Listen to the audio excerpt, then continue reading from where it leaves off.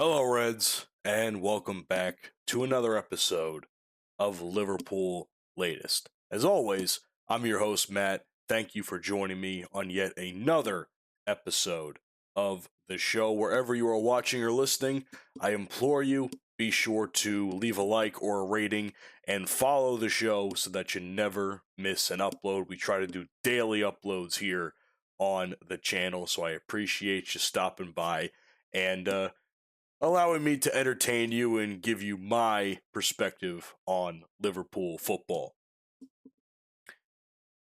It's going to be a relatively easy one today.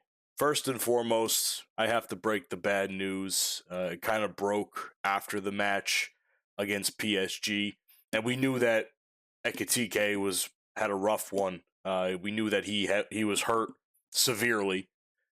We didn't know what the extent of the injury was yet because it was kind of all speculation at the time, but it seems as though, as of right now, the word is that a ruptured Achilles was the injury that did him in early on in the Champions League match. And I'm gutted for him. I said this before.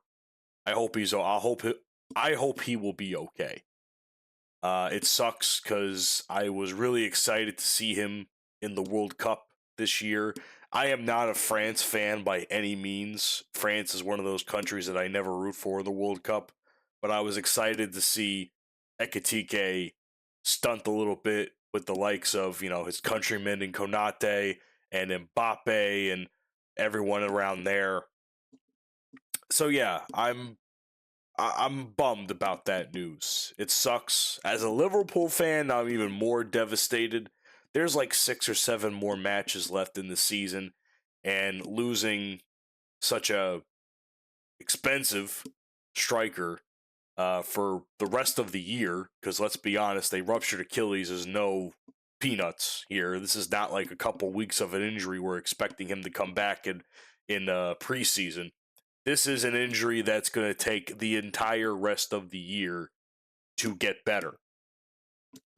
And even then, he is not fully guaranteed to return at 100% like he once was. And that is the tragedy of it all. So we have to put up with the fact that Ekitike is going to be on the sidelines for some time.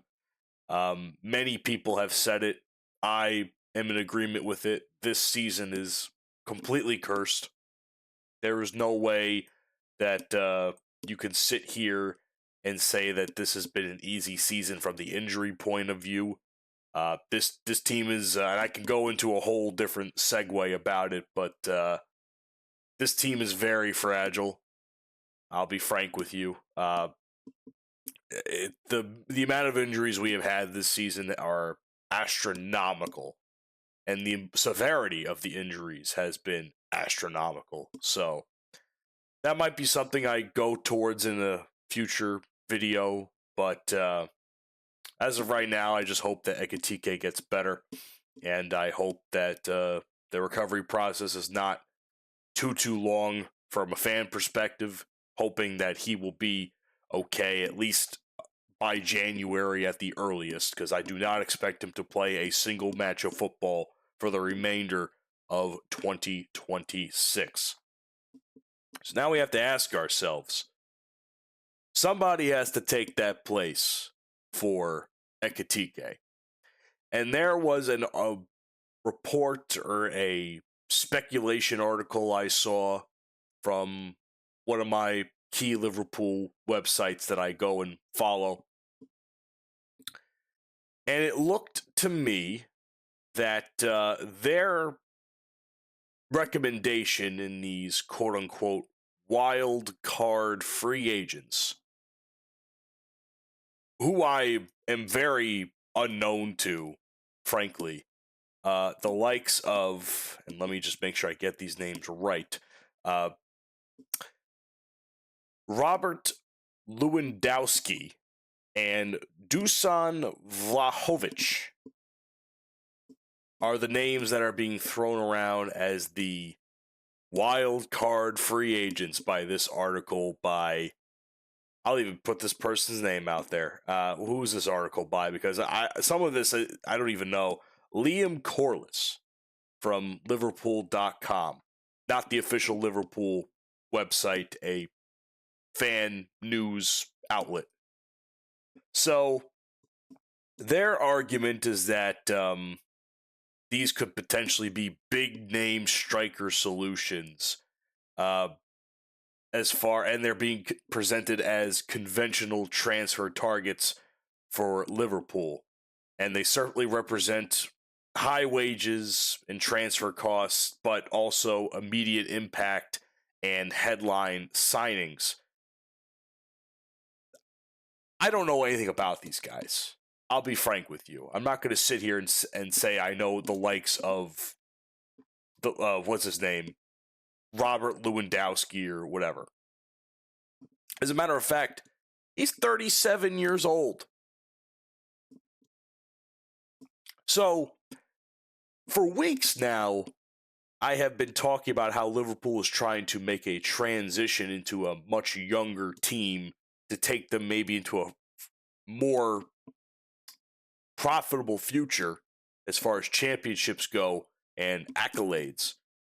So, in what world, to the individual who wrote this article, does a 37-year-old, seemingly, apparently he's a striker, what good is a 37-year-old striker when we're already having a 33-year-old who's been clearly struggling this season in Mo Salah? How do you justify this idea? Like, I personally think that this is fucking batshit. Okay? This has got to be the most batshit suggestion I have seen, and I have seen some dumb shit since I've started doing this show with FanArch. So, I cannot fathom the idea of Lewandowski having any place on this team. I don't know how you lose one guy who's clearly at the time in the prime of his career, and now all of a sudden we are downgrading in age and ability for the likes of someone like Lewandowski. So Vlahovic, though, is a bit of a I'm not going to say that this is a bad idea. He's clearly younger.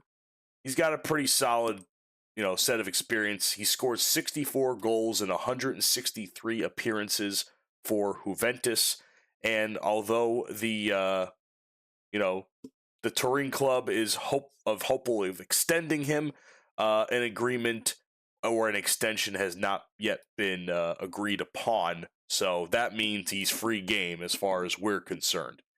That might also end up being a potential very large fee to come along with that. And frankly, I'm not sure if that's a fee that I'm willing to pay right now, at least to my mind, because I have my own spin on things that I'm going to get to here in a second. But I think it's a good option. I'm not going to sit here and say that that's not a bad option. I just think that there might be some other opportunities out there that I would necessarily I would prefer over this one. But all in all, one of those is a good idea. If he's as good as advertised, Vlahovic could definitely be a member of this team and potentially take that spot. And granted, he is a much, much younger option that will fit more in line with Ekitike's profile as far as a future player on the team. So now that we have those two wild card signings, quote unquote, this is my solution to the problem. Last I checked, Darwin Núñez is not doing anything right now.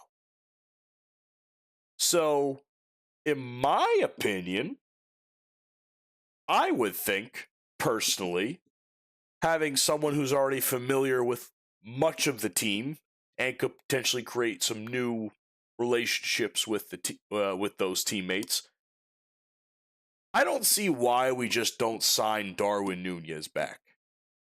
Do I agree with letting him go in the first place? Absolutely.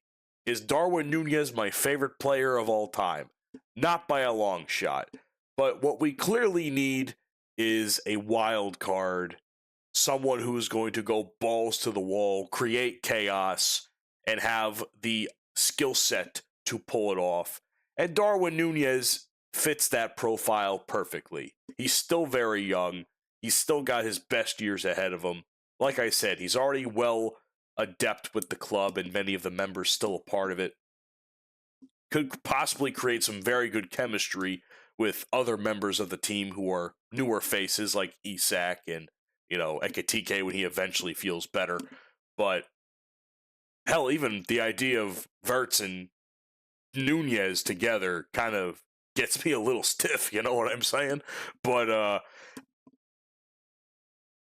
I am, for one, am in the boat of re-signing Núñez right now. Now, if it was my other choice and Luis Diaz was an option, I would steal Diaz back from Bayern in a fucking instant. Okay? Letting him go was ridiculous to begin with. I could see why we let Núñez go, but letting go of Diaz was another one that I was just like, I don't know about that one, Chief. That one kind of was like, that's a tough one to replace. Yeah, I am of the opinion that Núñez has to, in some way, shape, and form, come back to the club. I think there's no justification now as to why we wouldn't. Now, would I hope that he has improved his game a little bit, and the fact that he is not going to be as chaotic and have a little bit more control, especially when it comes to 2 feet in front of the fucking net that he's kicking over the bar? We'll find out. But the option is there. Clearly, he's got nothing else better to do after his stint in Saudi. So, much like guys like Xabi Alonso, who are clearly unemployed at the moment, why don't we create something special, sign back Captain Chaos, get Alonso on the team as a manager, and let's create some magic. I feel like that would be a really good combination there, but that's my opinion. My other opinion, which I will preface in saying that I am not one for politics. This is clearly more of a political story in the case of Liverpool. But this week is a very symbolic week for a very poor reason. This is obviously the anniversary of the now 97 individuals who passed away during the Hillsborough incident back in '89. And when I first started watching the team, I always was wondering, like, what's this 97 mean? And I did a little digging about it. And the more digging I did, the more horrific I found that whole situation to be, and how poorly managed it was by those in place to help protect those people. But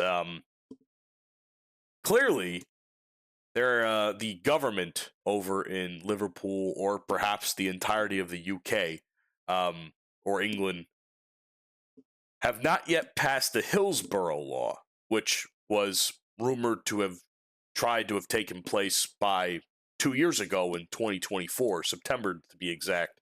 And it seems as though something keeps pushing it back, and it has not yet come into full law.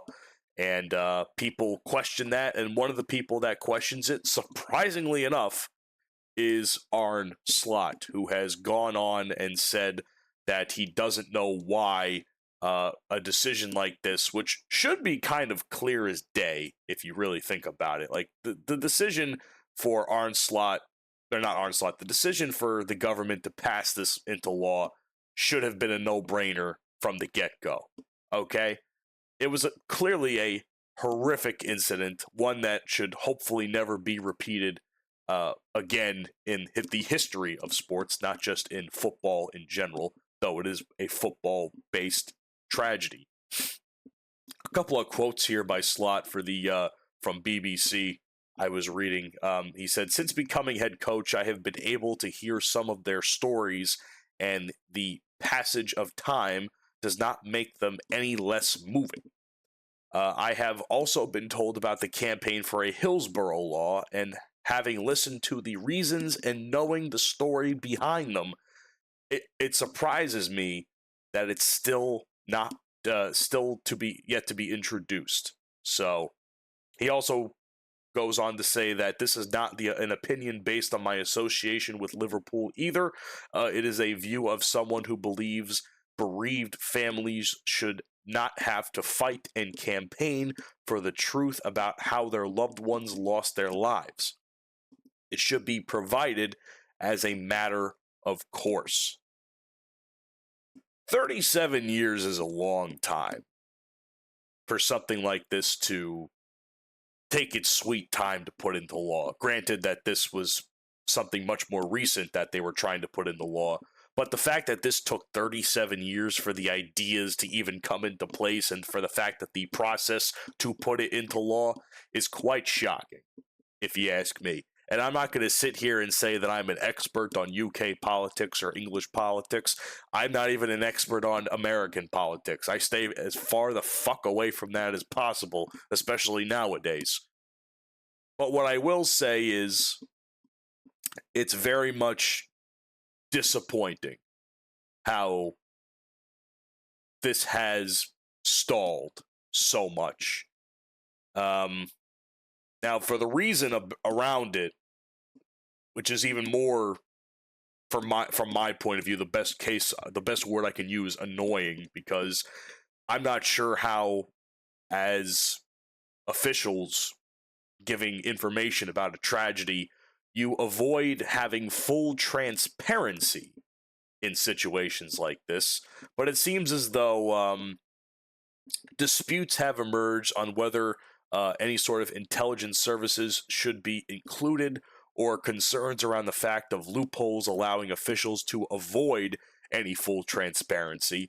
And of course, amendments were proposed citizens and then withdrawn. Still under some things are still under discussion as far as like court exemptions and such. So there's a lot of fucking red tape that they got to cut through for this to get done. And probably the biggest principle that I stand by here is the duty of candor, which allows public officials to proactively tell the truth as to what happened or what happens going forward in situations such as this, and address the failures that were very exposed after the Hillsborough incident. So it basically aims to prevent any future cover-ups, because clearly it's very clear, as the more research I did on the subject all these years, that these were very much covered up to protect the ass of those who allowed it to happen in the first place.